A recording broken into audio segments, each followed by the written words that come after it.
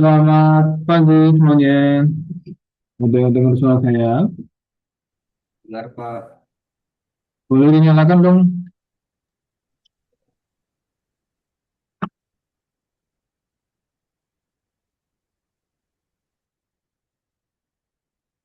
Iya. Saya barusan dapat berita duka ya dari si siapa Zulfikar. Itu Zulkifli, Pak. iya. Kenapa ya kejadiannya?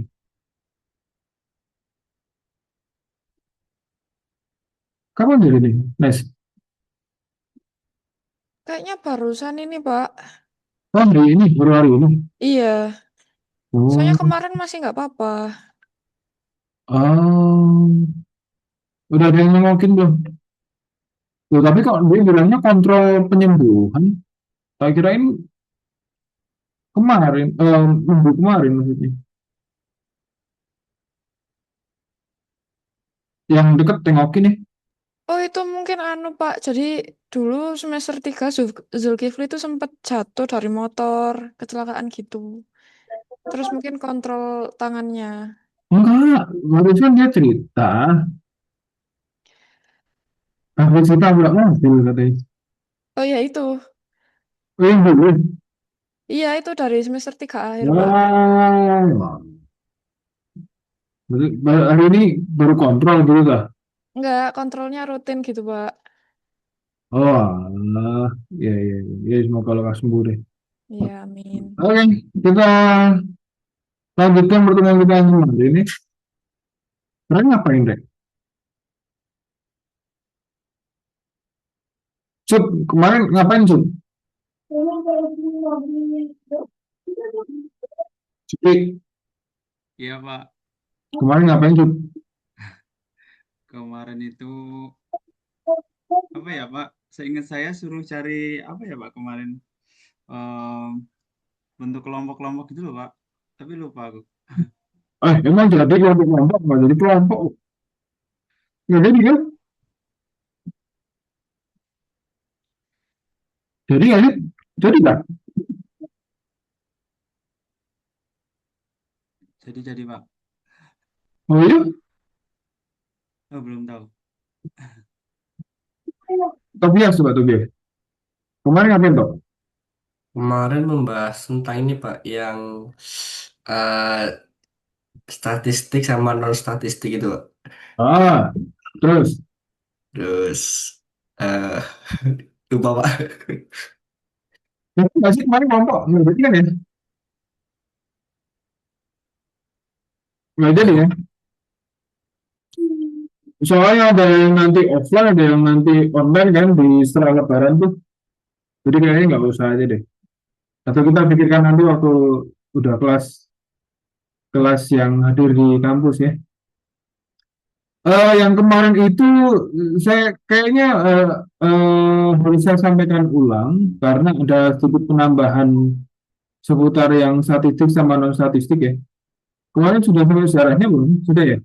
Tak tambahin deh ya. Nggak apa-apa deh. Tak ulangi maksud saya, bukan tak tambahin. Tak ulangi dan tak tambahin lebih tepatnya. Jadi teman-teman, mengapa kita membutuhkan infografis?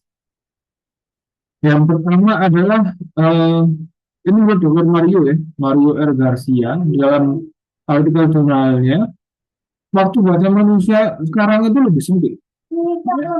Audiens kita semakin sibuk, teks panjang tidak lagi dibaca, mereka menyeken itu, bukan lagi membaca. Kalau nggak benar juga saya pengen nanya, ada nggak yang dalam seminggu terakhir menyelesaikan satu buku gitu, atau setengah buku? Ada nggak yang baca buku?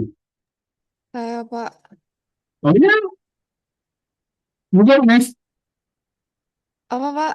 buku apa? Novel. Novel. Dalam satu satu minggu selesai gitu novelnya. Seminggu. Novel apa tuh? Iya, seminggu itu Pak. Selesai Berapa nulis. berapa halaman tuh kali? Mungkin di 300-400 halaman. Wow, amazing. Ada lagi selain Anista? Enggak deh, kayaknya ya. Anista doang berarti ya yang suka baca buku ya. Novel apa Nesta kalau boleh tahu? Macam-macam sih Pak. Kadang novel ya penulis-penulis lokal, kadang yang dari eh, Yang kamu UK selesaikan gitu Pak. barusan apa? Apa? Yang kamu selesaikan barusan apa? Anu, penulis dari UK, Julia Quinn namanya. Judulnya? Judulnya An Offer from Gentleman. Dan berbahasa Inggris? Enggak sih, itu terjemahannya sih Oh, Pak. lebih mahal. Iya. Oke, tapi 300 malam dalam seminggu keren sih. Kamu punya banyak waktu luang kayaknya. Manajemen waktunya bagus sih kayaknya sih. Iya. Itu buku. Ada yang baca koran dalam waktu seminggu, 2 minggu ini, 3 minggu ini? Nggak ada? Baca koran? Nggak ada. Kalau di depan kalian ada koran dan di halaman depannya ada infografis yang bagus, kalian buka nggak kira-kira? Kalian baca nggak infografisnya? Iya, Pak. Iya dong. Tapi selesai di situ ya, nggak mungkin baca di halaman berikutnya ya, agak ribet sih kayaknya ya. Jadi yang nggak mungkin baca koran yang lebarnya sekian gitu kayaknya kok enggak ya. Saya nggak baca koran. Sering banget nonton di posko itu kalau kalian yang di kampus di posko itu kan kalau pagi ada koran. Ya itu saya panggil ya halaman depan kalau misalkan ada pertandingan Arema lawan Surabaya gitu misalkan ya. Biasanya kan ada head to head tuh main berapa kali, kemudian pernah pernah menang berapa kali dan lain-lain kan dalam bentuk infografis itu keren tuh. Ya, Koran Surya, nggak salah namanya. Selain itu, saya pengen komentar deh dari kalian ya. Nanti kirim di chat ya. Saya ada pertanyaan, silakan jawab di kolom chat ya. Ketika buka YouTube, kalian salah menilai dengan YouTube ya. Kalian sering nonton video yang full length atau durasi yang panjang atau nonton yang short aja. Saya ulangi, kalau kalian nonton YouTube atau buka YouTube, lebih sering nonton video panjangnya, nonton konten panjang misalkan, atau nonton konten yang sangat panjang, lapor Pak misalnya, atau apa gitu, yang panjang, atau nonton shortnya aja gitu. Karena ada video yang short deh, yang tinggal scroll ke atas kalau sudah selesai gitu. Coba jawaban deh di kolom chat. Kalian lebih yang mana tuh? Nonton video yang panjang, terus scroll ke atas, atau yang nonton short yang 1 menit, 2 menit. Kalau sukanya nonton kalau di Instagram, atau nonton TikTok,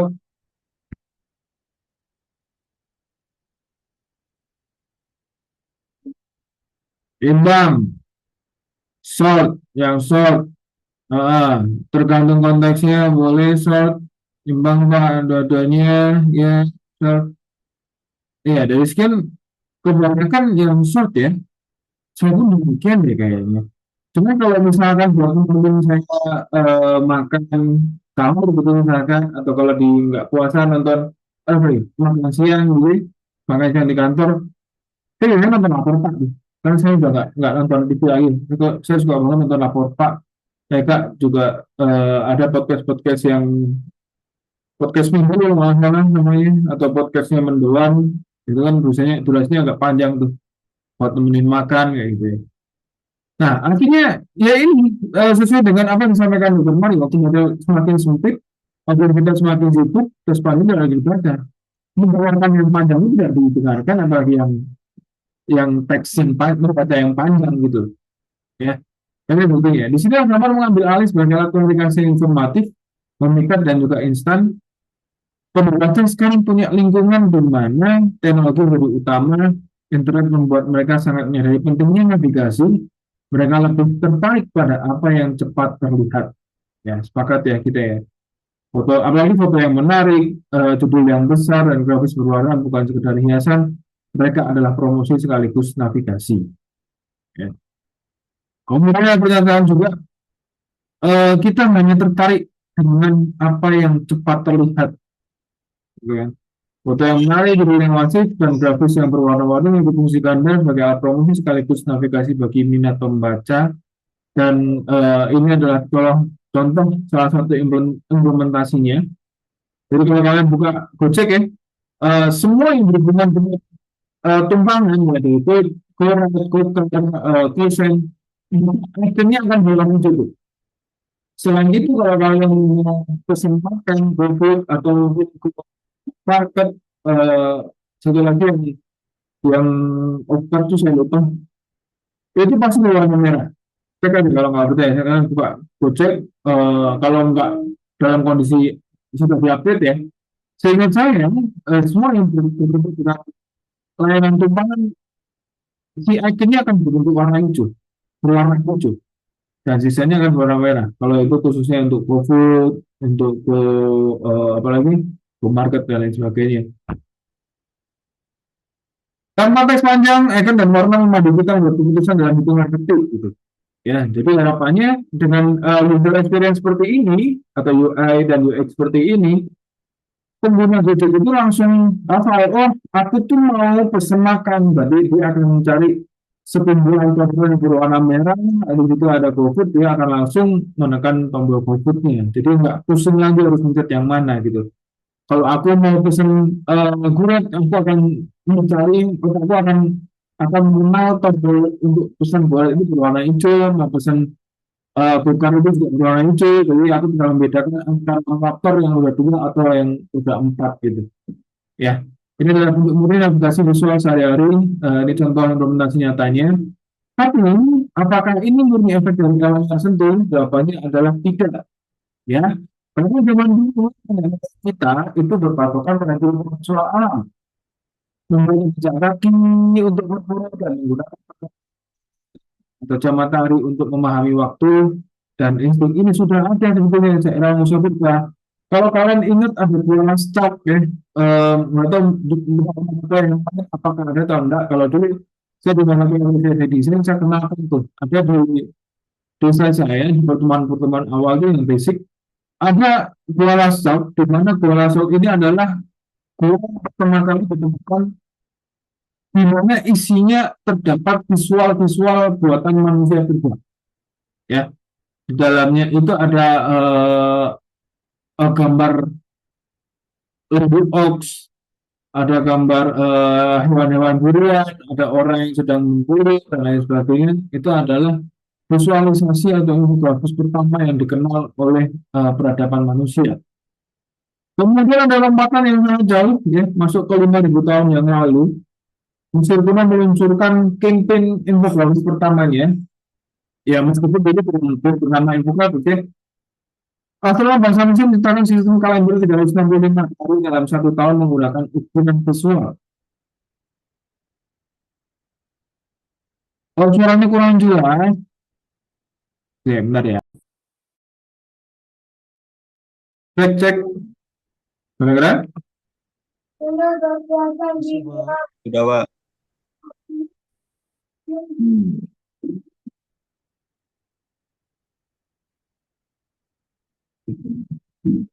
Saya mana tadi, Lek? Sampai ini? Atau saya lagi jadi? Ini aja ya, saya lanjutkan ya. Jadi 5.000 tahun yang lalu Mesir kuno itu meluncurkan campaign infografis pertamanya, ya. Ya meskipun zaman dulu belum dikenal dengan istilah infografis ya. Selama Bang Yossi menciptakan sistem kalender 365 hari dalam satu tahun menggunakan ukuran visual. Ya, ya kita ngerti ini ada bahasa Mesir di sana, kita belum bisa membaca, tapi menurut informasi yang saya dapatkan dari jurnal yang mungkin saya masukkan ke dalam slide ini adalah kalender Mesir kuno, ya, atau sistem penanggalan 365 hari dalam satu tahun menggunakan ukuran visual. Kemudian di area yang sama ya, Mesir ini membuat peta hasil observasi yang menggabungkan teks dan gambar. Mereka menciptakan peta bumi yang realistis, memetakan secara presisi lokasi letak sungai Nil untuk navigasi peradaban. Ya, ini Google Map pertama nih, kalau diistilahkan Google Map nih. Kemudian yang berikutnya adalah Leonardo da Vinci. Tahu dong ya, da Vinci? Dia membuat sebuah sketsa di mana membedah anatomi dan teks di tahun 1452 sampai 1519 dan menyempurnakan dengan presisi sains melalui estetika seni Renaissance yang menciptakan jurnal studi bedah anatomi yang secara revolusioner mendobrak batasan bahasa dengan menggabungkan detail gambar dan teks deskriptif. Ya, seolah-olah seperti videonya anak ilustrasi. Kemudian kita masuk ke abad 17, ada René Descartes, seorang filsuf dari Prancis, menciptakan sistem analisa geometri dengan angka atau statistik, di mana posisi sistem ada yang horizontal dan juga vertikal, berbagai merupakan dasar dari semua infogram saat ini. Kemudian ada William Playfair di tahun 1786, dia memberi bentuk pada angka. Ya, William Playfair ini adalah seorang penulis dari Scotland dan juga dijuluki bapak infogrametri. Ya, melalui bukunya The Commercial and Political Atlas, Playfair menemukan format bar chart dan pie chart untuk pertama kalinya. Dia menerjemahkan kerumitan ekonomi politik menjadi sebuah grafik yang langsung dapat dicerna oleh para pembacanya. Lalu di tahun 1900, sudah mulai masuk ke abad 20-an ya, mengganti angka dengan simbol. Siapa dia? Dia adalah Otto Neurath, seorang sosiolog yang melopori penggunaan elemen dekoratif untuk menginterpretasikan data statistik yang kaku menjadi bahasa visual universal di awal abad ke-20. Ya, jadi Otto Neurath ini seorang pengajar, sebenarnya dosen gitu ya. Jadi ketika dia ingin menjelaskan sebuah teori di kelasnya, kelas sosiolog, dia menciptakan gambar ini. Ya meskipun dulu belum disebut dengan infografis, tapi berbagai macam data yang dia kumpulkan, dia kemas dalam bentuk gambar sehingga orang lebih mudah dalam memainnya. Ini adalah kondisi di mana apa yang harus orang pakai ketika dia berada dalam suatu tempat dengan kondisi tertentu. Ya, ada subpolar, ada kontinental, perairan, maritim, Mediterranean dan lain sebagainya, di mana di dalam area tersebut itu kondisinya ada yang very cold winter atau cold summer atau warm summer dan lain sebagainya. Dan setiap musimnya ini dia punya karakteristik apa yang harus dipakai oleh manusia pada area tersebut. Gitu ya. Itu disampaikan oleh Otto Neurath di tahun 1900-an. Berikutnya adalah di tahun 1939 ya, di mana infografis mulai masuk ke dalam jurnalistik ya, melalui yang pertama adalah foto. Dia mulai menggunakan chart dan infografis dalam artikelnya. Diagram anatomi kompleks itu menjadi karya seni informatif yang ditujukan untuk audiens eksekutif. Nih, dia menunjukkan gambar pesawat di mana di dalam setiap elemen di pesawat ini ditunjukkan tuh ada apa aja, kemudian namanya apa aja dan lain sebagainya. Selanjutnya di tahun 1943 ini masih jurnalistik juga ya, majalah Geo mempelopori penggunaan peta geospasial sebagai instrumen utama jurnalisme. Infografis digunakan secara dramatis untuk melaporkan pencapaian rute pendakian Mount Everest oleh Edmund Hillary dan Tenzing Norgay. Dua orang ini adalah dua orang yang pertama kali mencapai puncak Everest dan Norgay melaporkan ceritanya di artikel yang ditulis di majalahnya. Dan dia tidak hanya menceritakan tapi juga menggambarkan bagaimana perjalanan si Edmund Hillary sama Tenzing Norgay ini dari camp ke camp, kemudian dari pos ke pos sampai akhirnya dia masuk atau menuju puncak Mount Everest. Apa nih?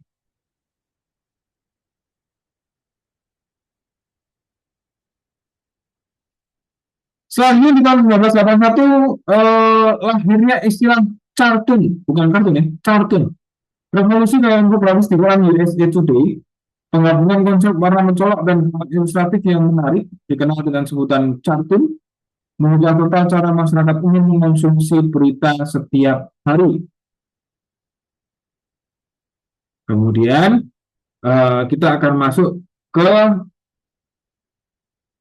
dua wajah infografis atau infografis berdasarkan jenisnya. Ada dua ya. Kemarin cuma saya singgung, ya ini versi yang lebih komplit aja sih. Yang pertama adalah infografis statistik, di mana dia cenderung mengukur kuantitas dan juga tren. Sedangkan wajah infografis yang kedua adalah statistik, yaitu menjelaskan kualitas, proses, dan ruang. Ya, dan melengkapi teori kalian kemarin, ya kemarin kalian sempat mencari infografis kemudian mengklasifikasikan dia termasuk ke infografis yang mana, dan ini versi lengkapnya ya. Blueprintnya atau anatomi informasi, kalau statistik itu berkaitan erat dengan chart, sekuen, dan juga map, di mana chart nanti ada grafik berupa batang atau bar, garis atau line chart atau pie. Ada juga chart yang berbentuk tabulasi atau tabel, sedangkan sekuen itu berkaitan dengan proses teknikal, kemudian sistem manajemen, dan map ini berkaitan dengan demo, bahkan peta. Contohnya kayak yang tadi, yang di NatGeo tadi tuh. Lalu yang kategori yang kedua atau jenis infografis yang kedua adalah statistik, di mana infografis ini bermain dengan instruksi, lokasi, dan kronologi naratif. Elemennya ada infografik atau petunjuk dan penjelasan. Kemudian di dalam statistik berkaitan dengan infografik atau berkaitan dengan gambar-gambar yang merujuk ke icon ya, icon simbol dan lain sebagainya. Di dalamnya terdapat petunjuk atau penjelasan. Petunjuk itu termasuk diantaranya adalah peta grafis, ada instruksional. Lalu penjelasan di antaranya adalah diagram peristiwa, kemudian peristiwa alam, dan juga ruangnya. Kemudian ini adalah detailnya. Ya, statistik itu mengorkestrasi angka. Di dalamnya kurang lebih ada chart yang merupakan bagian dari grafik, baik itu batang, garis, atau pie, dan juga tabulasi atau tabel. Lalu yang kedua adalah sekuen yang mengandung proses statistikal maupun sistem manajemen, dan yang terakhir adalah map atau data, bahkan peta geografis. Dan dengan statistik ini dia menceritakan ruang dan juga proses, ya, berbasiskan fotografik, menggunakan gambar untuk bercerita tanpa bergantung pada angka absolut. Berisikan dua ya tadi, petunjuk ataupun penjelasan.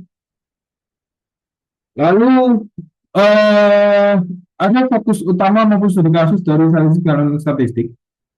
Kalau statistik, fokus utamanya adalah membuktikan berapa banyak atau berkaitan dengan kuantitas dan tren, sedangkan non statistik menjelaskan bagaimana dan mengapa, ya, basic proses dan intervensi. Sedangkan contohnya atau studi kasus visualnya adalah kondisi harga gula per hari ini atau per bulan ini. Itu berdasarkan 5 bulan terakhir misalkan, atau tren harga gula per 5 bulan terakhir, ya, dari rupiah per kilogram. Studi kasusnya adalah fluktuasi harga pasar, datanya absolut. Sedangkan untuk contoh kasusnya non statistik itu adalah normalisasi Kali Ciliwung atau Kanal Timur. Ya, ini bersifat gambar seperti ini. Studi kasusnya mitigasi banjir dan pemetaan wilayah, bersifat spasial dan juga naratif. Kemudian ini yang saya istilah dia. Kita akan bahas satu persatu. Yang pertama adalah chart bukan sekedar tentang angka, ini adalah seni memperlihatkan perbandingan tren dan magnitudo dalam satu sekilas pandang dan mengubah nilai kuantitatif dan relasi data menjadi bentuk visual yang instan dicerna oleh audiens. Ini contohnya ada pergerakan harga mobil mewah di tahun 2012 sampai 2015. Garis tajam memandu mata membaca tren secara instan tanpa perlu membaca angka modal. Ada turunan yang sangat tajam nih dari harga mobil yang awalnya di tahun 2012 itu seharga 3 ribuan atau 3 juta gitu ya. Kok 3 juta sih? 3 ribuan itu dia. 3 M. Kemudian di 2013 turun dari 2 M. Lalu di tahun 2014 turun dari 1.500 atau 1,5 M. Kemudian tahun 2015 naik lagi menjadi harga 2 M. Kemudian perbandingan jumlah pengguna kendaraan di Jakarta, ya. Kalau yang tadi bentuknya yang harga mobil tadi, kalau yang satunya ini bentuknya adalah pajak, ya. 50 sebanyak 57% jumlah pengguna kendaraan di Jakarta adalah sepeda motor. Warnanya langsung dibuat kontras, langsung misalkan dominasi absolut, ya sebanyak 57% itu sepeda motor lebih besar dari entitas yang lain. Sedangkan mobil pribadi ada 13%, penggunaan transportasi umum yaitu adalah 11%, lainnya adalah 3% mulai dari bajai, taksi, dan juga sepeda. Kalau kereta persentasenya adalah 16%. Analogi grafiknya dalam arti itu adalah tren. Key insight-nya adalah pemilihan bar, ya, yang perlu diperhatikan ketika membuat visualisasi data, ya, atau membuat infografisnya. Yang perlu diperhatikan adalah pemilihan barnya atau pemilihan lainnya atau pie bukanlah selera estetika melainkan keputusan kognitif. Gunakan untuk waktu, pie untuk pangsa pasar, dan per untuk volume absolut. Kalau ini dalam bentuk tabulasi, ya, bisa membuat keputusan. Contohnya adalah harga bahan pokok. Tren kenaikan bulanan atau month-on-month di pasar tradisional per 16 April 2020. Ya, simbol arah dan warna menghapus kebutuhan audiens untuk menghitung persentase secara manual.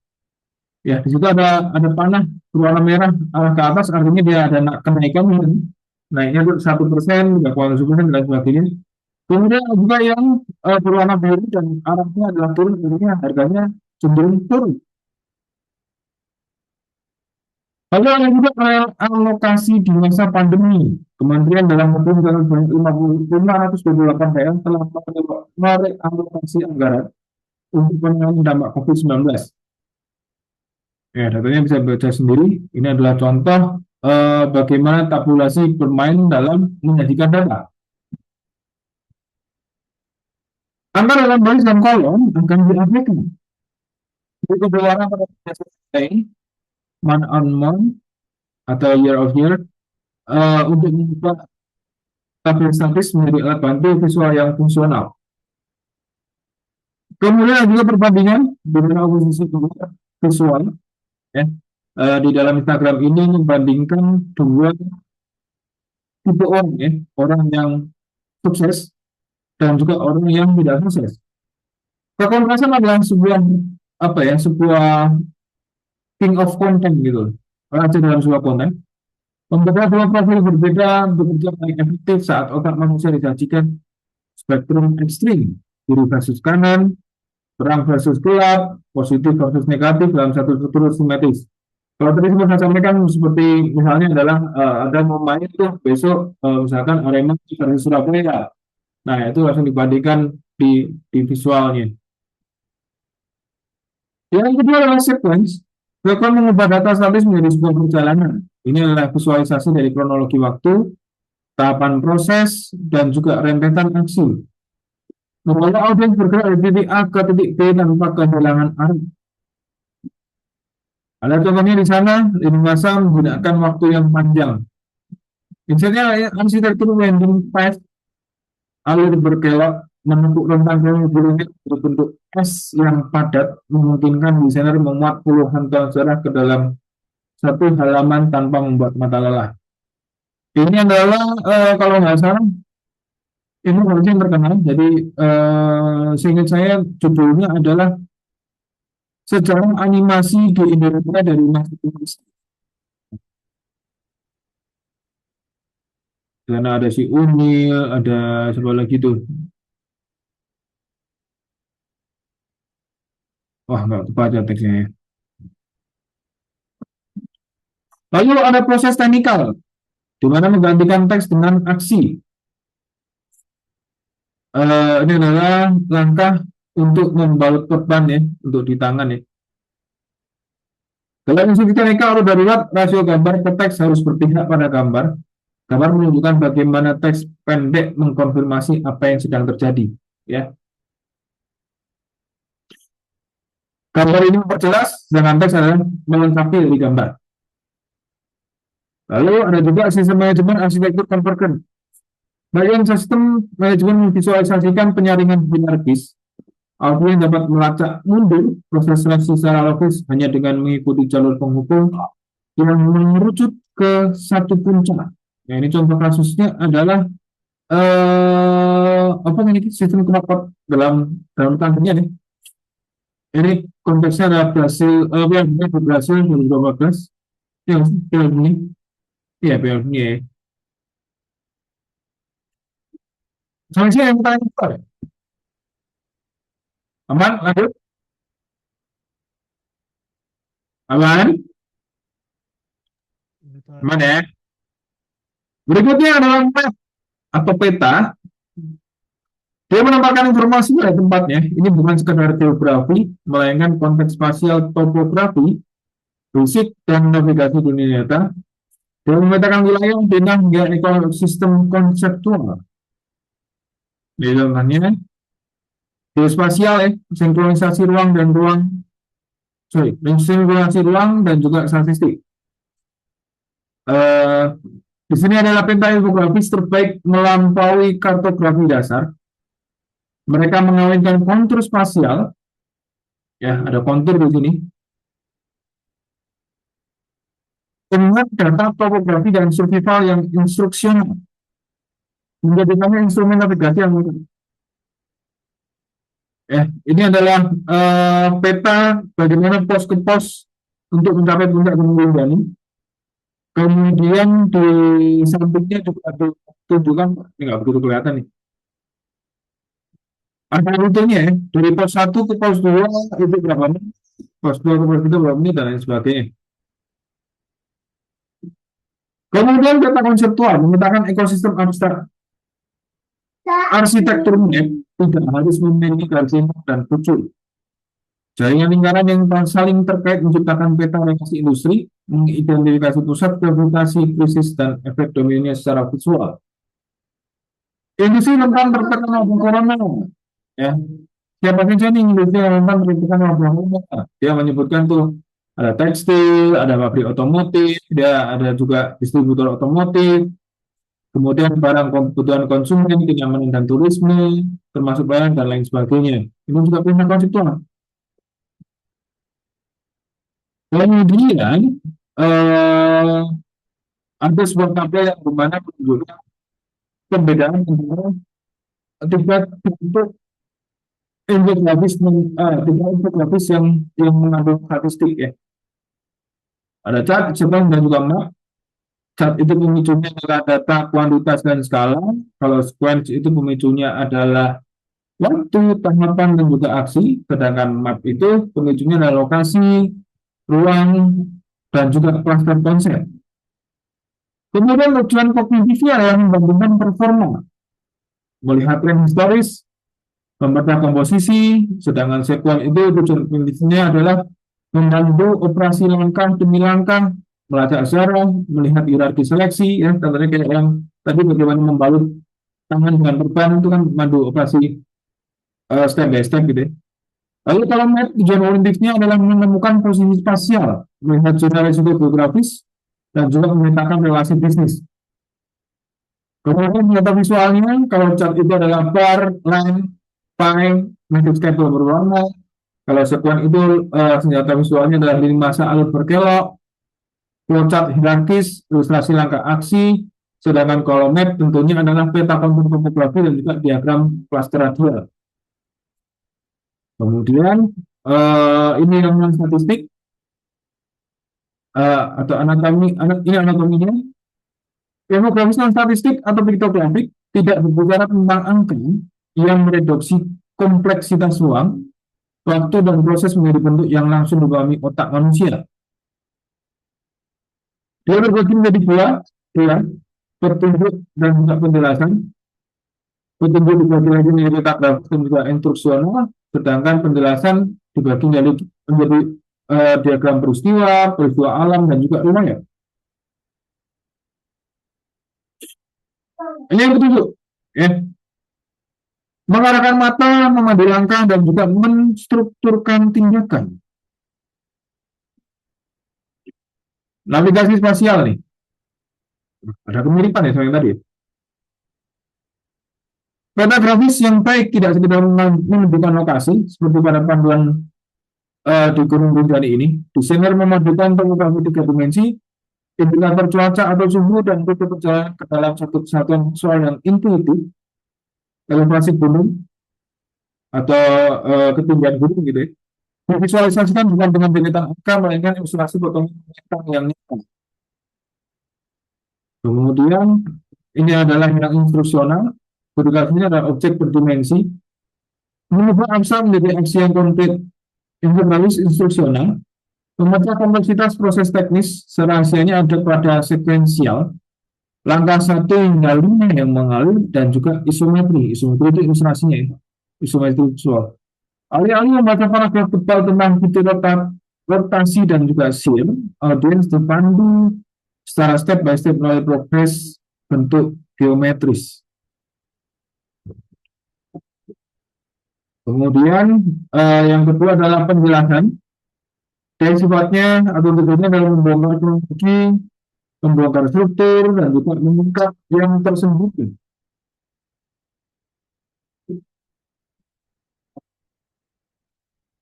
Ini adalah peristiwa, sebenarnya adalah mafia di balik Nunun. Apa Nunun? Saya agak lupa nih saat ini.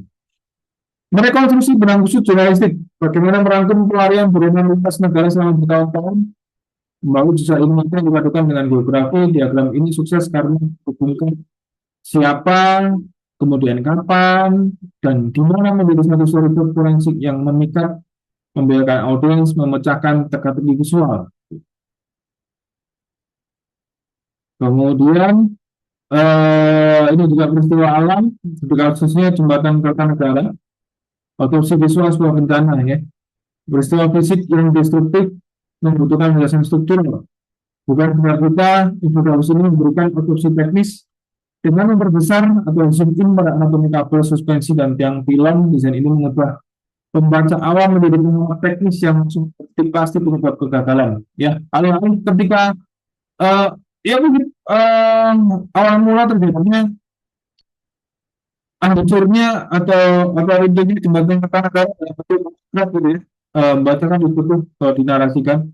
Nah, si redaksinya dia membuat gambar mengilustrasikan bentuk jembatan Kertanegara dan dia menentukan bagian-bagian mana yang menjadi sebab awal jembatan ini runtuh atau hancur. Ya, dia dimulai dari titik kegagalan kabel utama, tegangan ekstrim melalui batas beban, kemudian deformasi pilon struktural akibat beban lateral berlebih, lalu putusnya sambungan hemat, kegagalan material akibat korosi dan juga kelelahan, dan juga akhirnya kemudian kolaps tuh. Ini yang membedakan ya antara beberapa bentuk infografis non statistik. Yang peta grafis tujuannya adalah navigasi, sedangkan fokus visualnya adalah spasial dan juga topografi. Sifatnya adalah untuk memandu seseorang menuju suatu tempat atau memandu ruang. Lalu yang kedua instruksional, tujuannya adalah eksekusi. Fokus visualnya adalah sekuen dan juga langkah, sifatnya memandu aksi. Kemudian ada diagram peristiwa, tujuannya adalah rekonstruksi. Kemudian fokus visualnya adalah kronologi dan juga relasi, sifatnya adalah mengurai misteri. Ya, sedangkan yang terakhir adalah peristiwa alam tadi, tujuannya adalah investigasi, fokus visualnya adalah anatomi dan juga sebab akibat, sifatnya mengurai struktur. Kemudian yang juga ini, itu sing malu. Iya, saya mengulangi slide yang sama nih tadi. Ini saya hapus ya nanti. Nah, ini saya yang terakhir ya. Jadi infografis syukurnya sudah masuk ke pemerintahan. Jadi lembaga pemerintah kini wajib menyertakan infografis baik cetak maupun daring dalam publikasi dan laporan tahunan mereka agar transparan dan mudah dicerna oleh publik. Contoh penggunaannya adalah di bangunan atau arsitektur yang muncul di mall, di real estate, baik dalam bentuk sound system atau apapun itu. Sedangkan kalau untuk elektronik dan juga teknologi biasanya muncul di manual book. Kalau kalian beli HP, beli laptop dan lain sebagainya, biasanya ada manual booknya tuh, bagaimana menyalakannya, bagaimana memasukkan SIM card-nya dan lain sebagainya. Kemudian ada juga di ruang publik dan lingkungan, contohnya adalah yang di foto tuh, ya ada sound system di GBK, eh, ada peta peta jalan ya. Eh, Bagaimana caranya menemukan misalkan toilet dan lain sebagainya itu ada di situ tuh. Kemudian ada juga bentuknya laporan resmi yang miliknya pemerintah. Ini saya yang paling rek. Ada yang mau tanyakan dulu? Belum? Ada dong, harusnya dong. Pak, izin tanya, Pak. Iya, silakan Hendra. Tadi itu di non statistik sama statistik tadi itu ada 2 map, Pak. Itu bedanya Iya, itu salah, itu salah salah naruh tuh slide-nya. Yang ini kan. oh, Ini lagi yang dari statistik kan dia tidak berhubungan dengan peta ini saya hapus aja deh. Ini juga peta konseptual. Ini juga nanti kayaknya saya hapus juga deh. Ya itu salam bisa saya ya, Sandra ya. Nanti coba saya revisi lagi sesuaikan dengan modul yang saya susun di komputer kantor. Ini saya pakai laptop yang di rumah misalnya. Ya, thank you koreksinya Sandra. Nanti saya koreksi lagi ya. Oh. Ada lagi yang lain?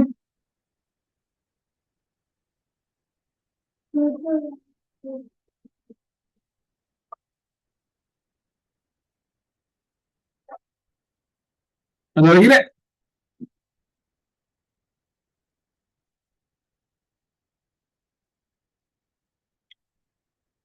Enggak ya?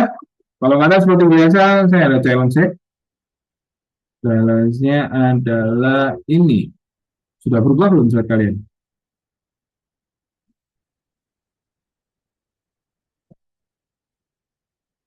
Belum enggak? Enggak, saya share ulang ya.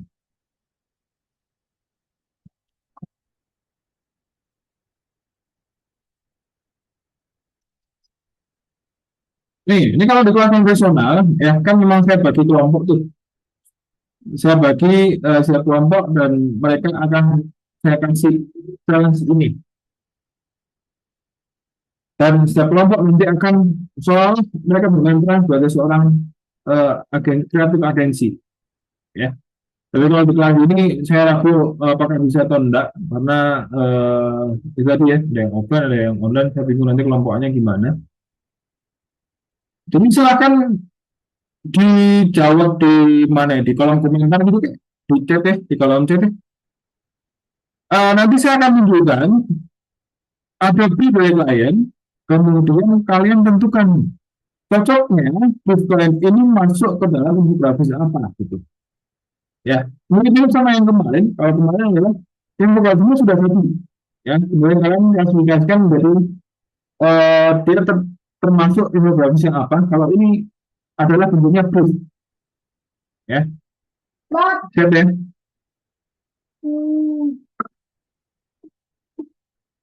Oh, sorry. Ini adalah yang briefnya dulu.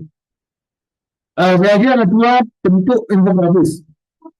Dan anatominya adalah kalau statistik itu fokusnya angka, kuantitas, skala akurat. Bentuknya adalah chart, sequence, dan utama. Sedangkan statistik bentuknya adalah piktografi, grafisme ya. Contohnya adalah petunjuk dan juga penjelasan. Dia fokus narasi, visualisasi kejadian, dan ilustrasi panduan. Ini brief yang pertama.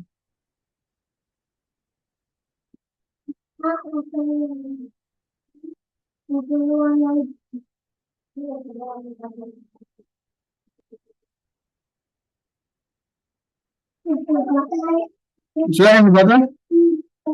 Oh, jangan tulis di kolom komentar nih. Kalian tulis di notepad dulu nggak apa-apa deh. Ya, nanti saya mau tunggu salah satu dari kalian untuk kemudian menjawab ya. Saya katakan, yes, klien asosiasi otomotif butuh materi presentasi nih.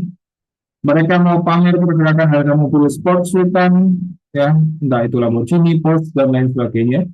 Dari tahun 2012 sampai 2015, datanya isinya angka miliaran semua. Khusus minta visualnya elegan, tapi tren harganya harus langsung kelihatan sekilas. As soon as possible ya.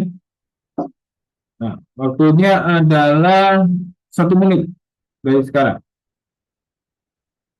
Nanti saya tunggu ya, Dek, ya.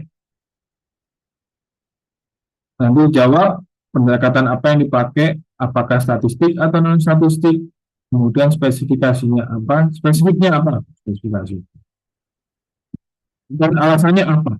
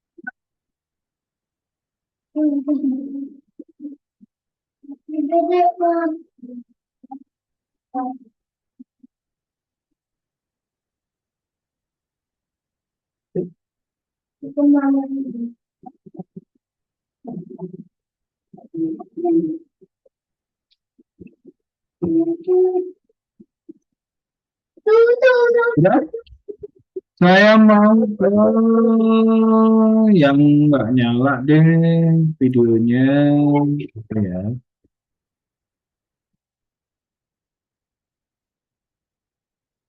Maharani Mufa, ada netnya? Halo Pak, Halo, mohon maaf saya off cam karena sinyalnya kurang baik di sini. man, monggo. Kalau menurut saya ini termasuk statistik Statistik, karena karena eh, ada sekuennya. ada sekuennya. Sorry, maaf Pak,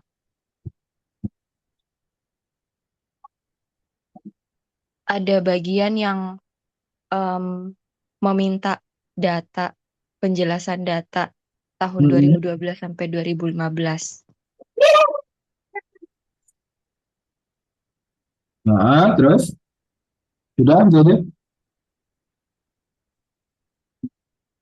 Em, itu saja sih Pak. Berarti kategori spesifiknya apa? Statistik yang apa tuh?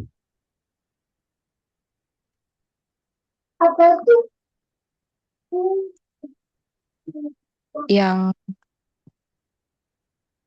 grafik mungkin Pak, karena ada permintaan dari tahun 2012 sampai 2015-nya. Yang grafik yang mana? Chartnya yang mana? Tuh, saya kasih dulu chart. Chart yang mana buat grafiknya?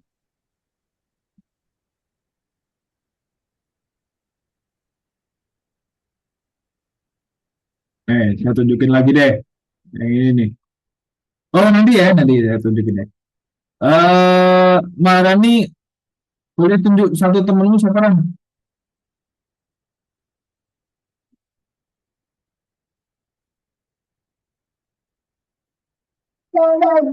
Lan, hilang sinyalnya. Mbak Anesta mungkin. Anesta. Nesta.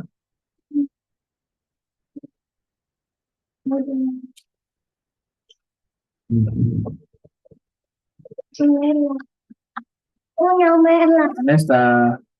Iya, Pak. Ya, coba dong. Kira-kira apa nih? Pak, tadi pertanyaannya apa ya, Pak ya? Nah, itu dari slide itu lah yang pertanyaan sih. Oh, eh pendekatannya yang dipakai itu statistik. Terus, bentar, Pak. Saya lupa-lupa ingat. Hmm. Hmm, terus kategorinya mungkin statistik deskriptif mungkin, Pak. Statistik deskriptif.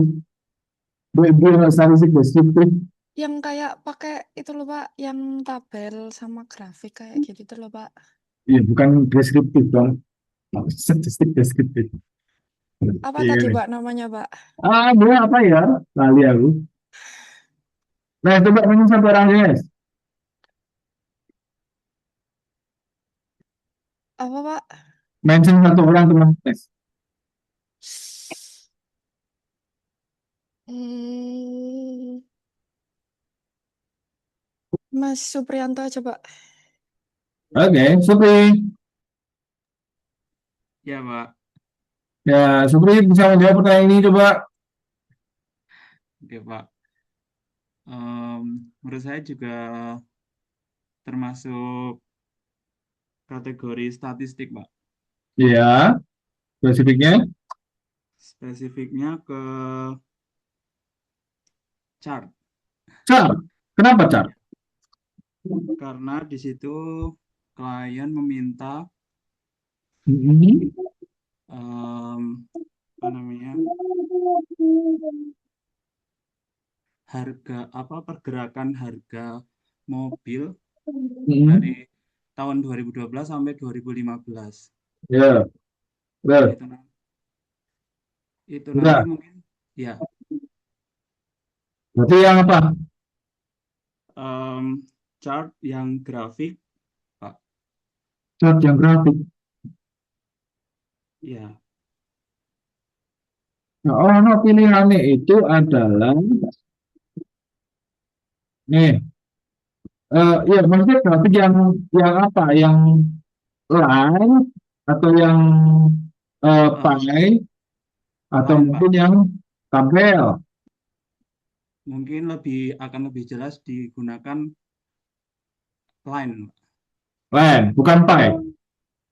Bukan, Pak. Ini saya yang muncul boleh. Brief 1, Oh, Sultan Line.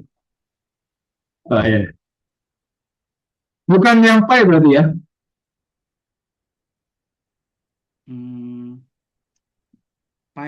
Kalau pai nggak terlalu ngerti sih, Pak. Kayaknya Hmm. di line gitu.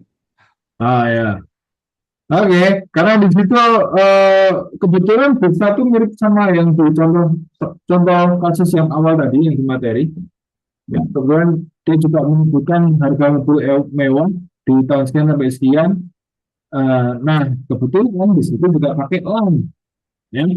Sehingga maksudnya adalah ketika ketika berkaitan dengan eh, harga ya, maka lebih tepat menggunakan line. Tapi kalau berkaitan dengan persentase, maka lebih tepat ketika menggunakan pie chart. Sudah ya. Kemudian, kita bisa penjelasan ini. Gini.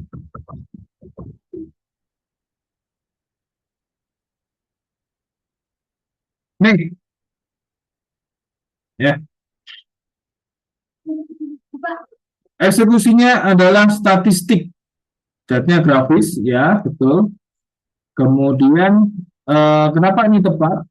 Karena kalian berhadapan dengan tren angka absolut, fluktuasi harga 1,5 sampai 3 miliar, dan komparasi persentase penggunaan kendaraan, visualisasi kuantitatif adalah satu-satunya cara. Mereka pilihannya adalah kombinasi bar chart, perbandingan harga mobil, line chart, pergerakan tren tahunan, dan pie chart atau pangsa pasarnya. ya. Sehingga yang lebih tepat adalah ini kalau saya ada par dan juga line. Par dipakai untuk perbandingan volatilnya, sedangkan line adalah pergerakan dan lawannya. Tapi kalau pecah lebih kepada pangsa pasarnya itu yang apa? Apakah pengguna itu kebanyakan beli mobil atau beli motor atau beli kendaraan lainnya atau menggunakan kendaraan apa mobil, sepeda motor dan sebagainya gitu ya, bagaimana contohnya tadi gitu ya. Terus kedua, darurat. Klien dari tim SAR dan NGO pecinta alam butuh catwalk lapangan untuk P3K. Spesifiknya adalah cara membalut luka di tangan dan kaki pakai kain mitela. Target audiensnya adalah orang awam yang lagi panik, kali. Di tengah gunung, teks harus minimum, gambar harus super clear step by step. Apakah apa yang dipakai? Apakah statistik atau non statistik? Kemudian kategori spesifiknya apa? Coba silakan dijawab. Yang tadi yang sudah menjawab bisa jadi ditunggu lagi ya. Jadi tetap menjawab ya. Saya mention lagi nanti ya. Waktunya 1 menit dari sekarang.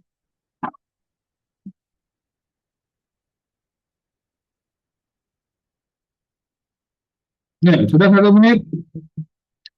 Saya mau mendengar suara si siapa dia?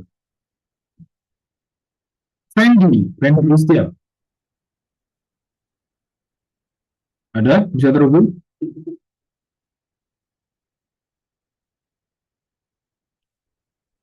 Fendi?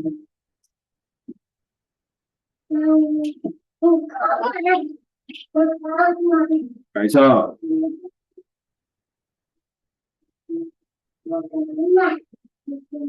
Sekar Ambarsari.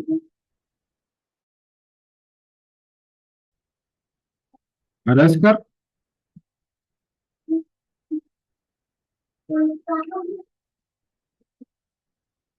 Kaisa bisa. Oh, Amri mau mencoba menjawab. Boleh Amri. Izin menjawab, Pak. Iya, silakan Bang Amri. Pendekatannya non-statistik, kalau detailnya instruksional. Instruksional? Ya, Kenapa tuh? karena di saat panik mungkin butuh urutan step by step bagaimana cara menangani luka di tangan seperti itu, Pak. Iya, kenapa instruksional? Karena prosesnya dapat dipahami dengan cepat. Kenapa bukan yang lainnya gitu loh? Oh, karena kalau petunjuk itu harus jelas gitu. Kalau misal memakai yang lain mungkin kurang urutannya bisa jadi salah atau seperti Ya, misunderstand gitu, Pak. iya.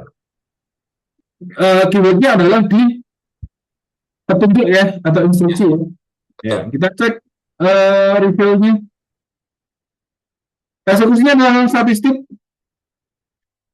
dan bentuknya adalah sekuen ya atau proses teknikal. Kenapa ini tepat? Karena membalut luka bukanlah narasi bebas, melainkan prosedur linear yang tidak boleh tertukar urutannya. Senjata pilihannya adalah ilustrasi spekulatif yang dipadukan dengan pangkat sekuensial. Kemudian gitu. Pembaca digiring dari langkah 1 membalut hingga langkah akhir, mengunci dengan teliti tanpa ruang untuk misinterpretasi. Ya. Thank you, Bang Amri. Kita lanjut ke preview yang terakhir ya, preview yang ketiga, The Watchdog. Judulnya The Watchdog. Ya, saya bacakan briefnya. Brief masuk dari redaksi media investigasi. KPK baru saja turun kelas kakap. Mafianya ini, ini bentuknya kayak gak contohnya. Kita harus memvisualisasikan seluruh jejak pelariannya dari rute penerbangan Jakarta, Singapura, Kamboja, dan Bangkok sampai detail tanggal penangkapannya selama berbulan-bulan. Visualnya harus terasa seperti spine motion. Dan pertanyaannya adalah pendekatan apa yang harus dipakai, statistik atau non statistik? Lalu kategori spesifiknya apa? Ya, silakan coba dijawab ya teman-teman ya. Dianalisa dulu dan kemudian dijawab.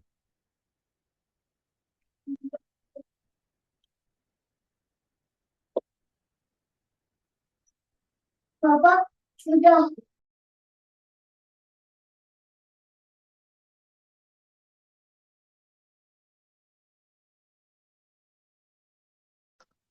Mau coba menjawab, Pak? Oh ya, boleh, Tio. Tio. Ya, kalau menurut saya non statistik yang kalau saya baca tadi yang benang kusut, Pak. Mhm. Jadi ya, jadi ada berapa titik ini dia larinya. Jakarta ke Singapura, ke Kamboja, ke Bangkok.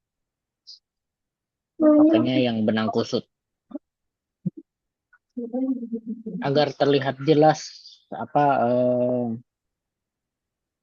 urutan pelariannya di atas peta gitu. Jadi lebih jelas. Non statistik yang besar. Oke, boleh kita hilang dulu ya. Tio. Thank you. Ada lagi yang mau menjawab lagi yang lagi? Atau ada tempat lain? Boleh.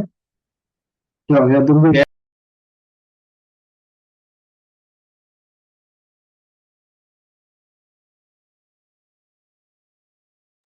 Waktunya habis. Saya mau coba memanggil Yolanda. Halo Yolanda. Iya, Pak. Ya Yolanda, coba apa yang dipilih, statistik apa yang dipilih untuk studi kasus ini Yolanda? Kalau jawabannya non statistik, Pak. Nah, Yang bagian spesifiknya apa?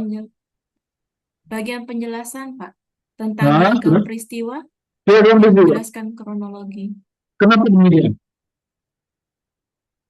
Soalnya itu menjelaskan kronologi, Pak, tentang itu kayak menguraikan visualisasi jejak pelariannya, mulai dari Jakarta sampai ke Bangkok.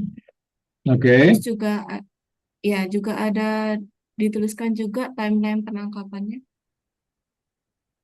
Sudah? Itu aja? Dan itu aja, Pak.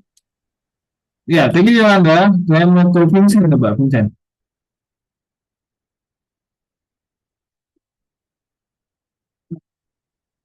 Halo Vincent. Ya, Pak. Ya, apa yang mau pilih? Ya, kalau saya non statistik, Pak. Spesifiknya? Yang kualitatif. Karena itu Spesifiknya apa? spesifik yang apa? Kualitatif tadi itu, Pak. Iya, enggak, itu di bawahnya nanti ada lagi tuh. Kalau tadi kata si Vio ya, Vio tadi kusut ya, kusut. Kalau Yolanda lagi apa sih? Kalau nggak salah tadi ya, Yolanda ya. Kalau Vincent apa? Kalau saya tadi kurang lebihnya juga sama kayak Mas Fiorileo, Pak. Pikirnya yang benang kusut itu. Tadi Ya. nangkepnya yang materinya gitu. Oke. Saya lihatnya ke pelariannya itu, Pak. Lebih mengarah ke pelariannya. Ini ya, diagram peristiwa. Ya. Kenapa ini tepat? Kebutuhan utamanya adalah storytelling jurnalistik, bukan rekapitulasi data matematis. Audio butuh kronologi dari awal sampai kemudian akhirnya dalam konteks geografis dari sebuah peristiwa hukum. Kalau konteksnya ini ya. Kemudian cara pilihannya adalah gabungan timeline lini masa horizontal dengan peta geografis yang disederhanakan, dibumbui dengan ilustrasi atau foto subjek utama untuk menarik perhatian pembaca. Jadi ya, jadi yang tepat adalah statistik, bentuknya adalah penjelasan, spesifiknya adalah diagram peristiwa. Oh masih ada ternyata, terus terakhir nih. Jadi yang keempat, the exploring. Klien Dinas Pariwisata NTB minta dibikinkan panduan rute pendakian Gunung Rinjani, Via Senaru, dan juga Sembalun. Nggak perlu mana topografi presisi alam militer, yang penting pendaki tahu bentuk elevasinya, letak kawahnya, letak pos istirahatnya, dan estimasi waktu antar pos. Visualnya harus bikin orang excited untuk muncak. Tempat pendekatan apa yang dipakai, statistik atau statistik, kemudian kategori spesifiknya apa. Ya, silakan coba dijawab. Oke, sudah ya. Coba Tobias. Baik, Pak. Di sini saya ngambilnya yang statistik, terus spesifikasinya saya pakai eh, yang map, Pak, yang denah. Kenapa tuh? Karena di sini klien nggak perlu peta topografi presisi alam militer, yang penting pendaki tahu bentuk elevasi. Jadi klien ini minta yang simpel-simpel gitu, Pak. Dan jawabannya adalah peta grafis. Shit, man. Iya, peta grafis, petunjuk, peta grafis. Peta grafis ini distorsi skala aslinya dari kemudahan navigasi visual tentang alam dibuat 3 dimensi agar pendaki bisa membayangkan medan sesungguhnya. Pesan untuk tim sebelum eksekusi berikutnya, jika kita mempersiapkan suatu pekerjaan atau proyek, hendaknya kita benar-benar mempelajarinya, bukan hanya bentuk permukaannya, tapi semua yang berhubungan dengan kerja kita. Gitu ya teman-teman ya. Sebelum saya ini ada yang bertanya dulu? Mbak, aman? Ya, nanti saya kirimkan slide-nya, tapi saya betulin dulu karena tadi ada beberapa perulangan. Kenapa dia ada perulangan seperti itu dan tempatnya jadi mencar, jadi saya harapkan dulu ya. Nanti saya kirimkan ke grup atau mungkin melalui Mas Hendy ya. Selamat liburan, BTW, dan juga selamat Lebaran yang merayakan. Kita ketemu lagi setelah Lebaran ya di bulan April berarti ya. Selamat malam semuanya. Malam, Pak. Selamat malam, Ya, Pak. Terima kasih, Terima Pak. kasih Pak Izi. ya, baik semuanya.